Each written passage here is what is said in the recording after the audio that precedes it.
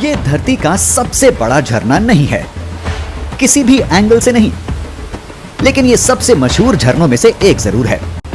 Niagara false को देखने हर साल दुनिया भर से लाखों लोग आते हैं। लोग यहाँ इसके इतिहास के लिए आते हैं, रोमांस के लिए आते हैं और शानदार नजारों के लिए आते हैं। क्या हो अगर आप नायग्रा फॉल्स में गिर जाएं? नायग्रा फॉल्स 3 अलग अलग झरनों से मिलकर बने हैं, लेकिन इनमें से जिसे सबसे ज्यादा पसंद किया जाता है वो है Canadian Horseshoe Falls. Canadian Horseshoe Falls लगभग 57 मीटर ऊंचे और 670 मीटर चौड़े हैं। इसके सबसे ऊपरी हिस्से से बहने वाले पानी की रफ्तार 109 किलोमीटर प्रति घंटा होती है। इसके किनारों से करीब 28 लाख लीटर पानी हर सेकंड गिरता है।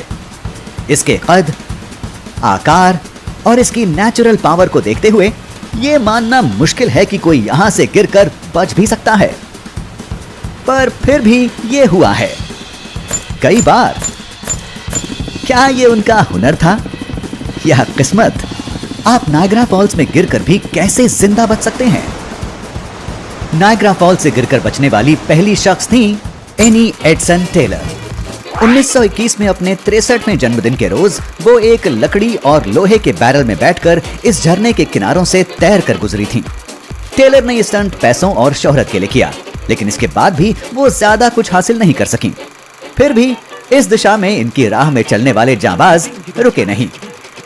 जैसे 1928 में जॉन लूसिए नाम का एक शख्स 32 इनर ट्यूब्स वाली 182 सेंटीमीटर की रबर और स्टील की बॉल में बैठकर नायग्रा फॉल्स पर पहुंचा। लूसिए गिरने पर बच गया और बाकी की जिंदगी वहां आने वालों को चीजें बेचने में बिताई।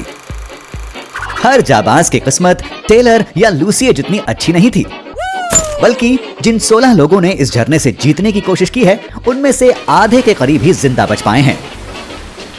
आज तक में केवल 5 लोग ही कैनेडियन हॉर्सशू फॉल्स से असुरक्षित गिरने पर बच सके हैं। सबसे पहले और सबसे कम उम्र के थे 1960 में रॉजर वुडवर्ड।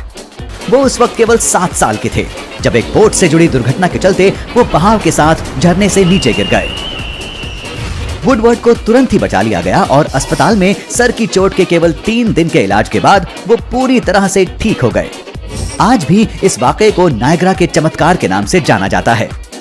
नायग्रा के ज्यादातर बचाव कर्मियों और जानकारों का मानना है कि लोगों का यहाँ से गिरकर बचना केवल किस्मत है, लेकिन कुछ तरकीबें हैं जिनसे आप बच सकें अगर किसी वजह से आप खुद को 109 किलोमीटर प्रति घंटे की रफ्तार से बहते जमा देने वाले पानी में 57 मीटर नीचे गिरता हुआ पाएं। जो सबसे पहली चीज आपको याद रखनी है वो ये कि गिरने से पहले एक लंबी सांस लें। जब आप नीचे पहुंचेंगे आपके आसपास ढेर सारा पानी घूम रहा होगा और ये याद दिलाने की तो जरूरत नहीं है कि इतनी ऊपर से गिरने वाले इतने सारे पानी का दबाव आपका दम घोंट सकता है। तो गिरने के पहले एक गहरी सांस लेने से आपको थोड़ा वक्त मिल जाएगा। आपको अपने सर को बचाने की हर कोशिश करनी होगी। अगर हो सके तो कोशिश करें कि गिरने पर पहले पैर नीचे टकराएं। अपने हाथों से सर को और कोहनियों से नाक को ढक कर रखें। आंखें बंद रखें और मुंह को जितना हो सके उतनी मजबूती से बंद रखें।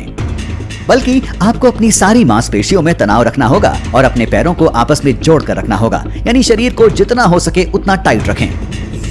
अगर आप गिरकर बच जाते हैं तो बेहद खुशकिस्मत हैं, लेकिन इसका मतलब ये नहीं कि आप पूरी तरह से बच चुके हैं। झरने के नीचे के पानी का तापमान फ्रीजिंग मार्क से भी नीचे होता है, यानी आपके पास होंगे केवल 15 मिनट।